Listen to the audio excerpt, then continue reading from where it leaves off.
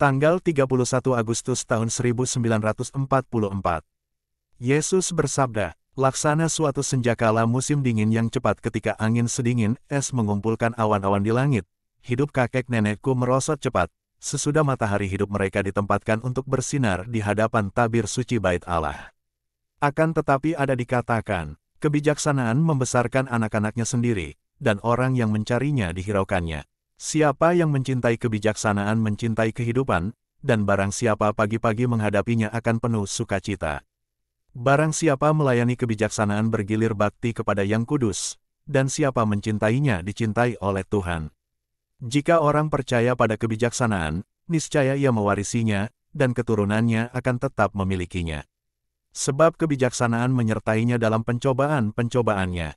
Pertama-tama ia dipilih oleh kebijaksanaan, kemudian kebijaksanaan mendatangkan ketakutan dan kegentaran padanya, menyiksanya dengan aturan-aturan, hingga telah mengujinya dalam pikiran-pikirannya. Dan mendapati ia dapat dipercaya. Pada akhirnya kebijaksanaan akan membuat ia teguh, akan menuntunnya kembali ke jalan yang lurus. Dan membuatnya berbahagia. Kebijaksanaan akan menyingkapkan rahasia-rahasia kepadanya, akan menempatkan dalam dirinya harta ilmu pengetahuan, dan pengetahuan akan keadilan. Ya, semua ini telah dikatakan. Kitab-kitab kebijaksanaan dapat diterapkan pada semua orang, yang akan menemukan bimbingan dalamnya dan suatu terang bagi perilaku mereka. Tetapi, berbahagialah mereka yang dapat dikenali di antara para pencinta rohani kebijaksanaan. Aku mengelilingi diriku dengan orang-orang bijaksana, dalam kekerabatan manusiawiku. Ana, Yoakim, Yosef, Zaharia, dan terlebih lagi Elisabet, dan lalu pembaptis, bukankah mereka orang-orang bijaksana yang sejati? Belum lagi bundaku, kediaman kebijaksanaan. Kebijaksanaan telah mengilhami kakek nenekku bagaimana hidup di jalan yang menyukakan Allah, sejak masa muda mereka hingga wafat mereka, dan bagai sebuah kemah melindungi dari murka cuaca. Kebijaksanaan telah melindungi mereka dari bahaya dosa. Takut yang suci akan Allah adalah akar pohon kebijaksanaan, yang menjulurkan cabang-cabangnya hingga jauh dan luas demi mencapai dengan puncaknya kasih yang tenang dalam kedamaiannya, kasih yang damai dalam keamanannya, kasih yang aman dalam kesetiaannya, kasih yang setia dalam intensitasnya, kasih para kudus yang total, murah hati dan efektif. Siapa yang mencintai kebijaksanaan mencintai kehidupan dan akan mewarisi hidup, kata Sirah. Kalimat ini bertalian dengan perkataanku, barang siapa kehilangan hidupnya karena aku, ia akan menyelamatkannya. Sebab kami tidak berbicara tentang kehidupan malang dunia ini, melainkan tentang kehidupan kekal, bukan sukacita sesaat, melainkan sukacita abadi. Yoakim dan Ana mencintai kebijaksanaan demikian. Dan kebijaksanaan menyertai mereka dalam pencobaan-pencobaan mereka. Betapa banyak pencobaan-pencobaan yang mereka alami, sedangkan kalian, manusia, tak mau harus menderita dan menangis. Hanya karena kalian pikir kalian tidak sepenuhnya jahat. Betapa banyak pencobaan-pencobaan yang diderita dua orang benar ini, dan mereka layak memiliki Maria sebagai putri mereka. Aniaya politis telah menghalau mereka dari tanah Daud, dan menjadikan mereka sangat melarat. Mereka merasakan kepedihan dalam melihat tahun-tahun mereka menjadi layu tanpa sekuntum bunga yang akan mengatakan kepada mereka, "Aku akan menjadi penerusmu." Dan sesudahnya, kecemasan memiliki seorang putri pada masa tua mereka sementara mereka yakin mereka tiada akan pernah melihatnya tumbuh menjadi seorang perempuan dewasa. Dan lalu kewajiban untuk merenggutnya dari hati mereka dan mempersembahkannya ke altar Allah. Dan lagi, hidup mereka menjadi bahkan suatu kesepian yang terlebih menyakitkan. Sebab mereka sudah terbiasa dengan cicit merpati kecil mereka, dengan berisik langkah-langkah kecilnya, dengan senyuman dan ciuman makhluk mereka, harus menantikan saat dari Allah. Satu-satunya teman mereka adalah kenangan-kenangan masa lalu. Dan terlebih lagi, penyakit-penyakit, bencana-bencana akibat cuaca buruk, kecongkakan para penguasa bumi, begitu banyak gempuran alat-alat pelantak pada benteng rapuh harta milik mereka yang sederhana. Dan itu belumlah cukup.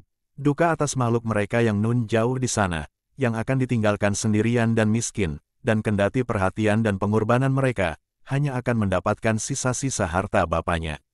Dan bagaimanakah ia akan dapat menemukan sisa-sisa harta itu? Sebab ladang-ladang akan ditinggalkan tanpa diolah dan ditanami selama bertahun-tahun, menantikan kepulangannya.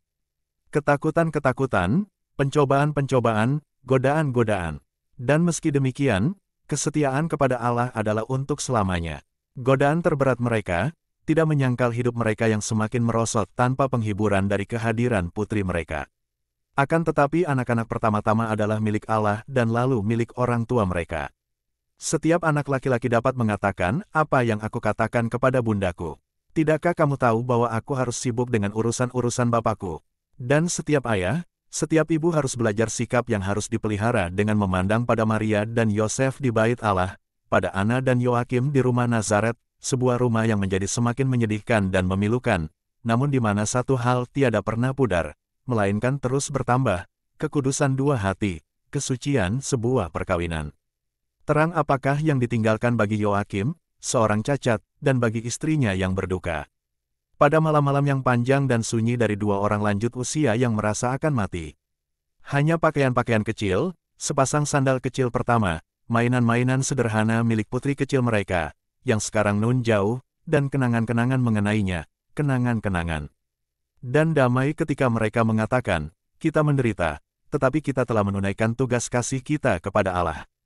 Dan kemudian mereka dikuasai oleh suatu sukacita adikodrati yang bersinar dengan suatu terang surgawi, suatu sukacita yang tak dikenal anak-anak dunia, suatu sukacita yang tidak memudar ketika bulu mata yang berat menutup pada kedua mata yang mendekati ajal. Sebaliknya, sukacita itu bersinar semakin cemerlang di saat terakhir, menerangi kebenaran yang tersembunyi dalam diri mereka sepanjang hidup mereka. Bagai seekor kupu-kupu dalam kepompongnya, kebenaran dalam diri mereka memberikan petunjuk samar akan keberadaannya. Hanya kilatan-kilatan lembut, yang sekarang mengembangkan sayap-sayapnya kepada matahari dan mempertontonkan keindahan kecantikannya. Dan hidup mereka berakhir dalam kepastian akan suatu masa depan yang membahagiakan bagi diri mereka sendiri dan keturunan mereka, bibir mereka yang gemetar menggumamkan kata-kata pujian kepada Allah. Demikianlah wafat kakek nenekku, demikianlah yang layak bagi hidup mereka yang kudus. Karena kekudusan mereka, mereka layak menjadi para pelindung pertama perawan yang dikasihi Allah. Dan hanya ketika matahari yang terlebih besar memperlihatkan dirinya di akhir hari-hari mereka, mereka menyadari rahmat yang telah Allah anugerahkan kepada mereka. Karena kekudusan mereka, Ana tidak menderita sakit bersalin ketika melahirkan anaknya, itu adalah ekstase dari dia yang mengandung yang tanpa salah. Tak seorang pun dari mereka menderita sakrat maut, melainkan hanya kelemahan yang memudar, bagai sebuah bintang yang secara lembut menghilang ketika matahari terbit saat fajar. Dan jika mereka tiada mengalami penghiburan kehadiranku, sebagai inkarnasi kebijaksanaan, seperti yang dialami Yosef, aku hadir secara tak kasat mata, membisikkan kata-kata luhur, membungkuk di atas bantal mereka, untuk menghantar mereka tidur, menantikan kemenangan mereka. Orang mungkin bertanya, mengapakah mereka tidak mengalami penderitaan ketika melahirkan dan meninggal dunia, padahal mereka anak-anak Adam? Jawabku adalah, jika pembaptis, yang adalah putra Adam, dan telah dikandung dengan dosa asal, telah disucikan terlebih dahulu olehku dalam rahim bundanya, hanya sebab aku mendatanginya, sama dengan Elisabet, tiadakah rahmat yang dianugerahkan kepada bunda dari yang kudus dan yang tanpa salah, yang telah dilindungi oleh Allah dan yang mengandung Allah dalam rohnya yang nyaris ilahi. Dalam hatinya yang termurni, dan tiada pernah terpisah dari Allah, sejak ia diciptakan oleh Bapa dan dikandung dalam sebuah rahim, dan kemudian diterima dalam surga demi memiliki Allah dalam kemuliaan untuk selama-lamanya. Aku juga menjawab, suatu hati nurani yang tulus mendatangkan kematian yang damai dan doa-doa para kudus akan memperolehkan kematian yang demikian bagimu. Yoakim dan Ana memiliki hati nurani yang tulus sepanjang hidup mereka dan kehidupan yang demikian bangkit bagai suatu pemandangan indah dan menghantar mereka ke surga.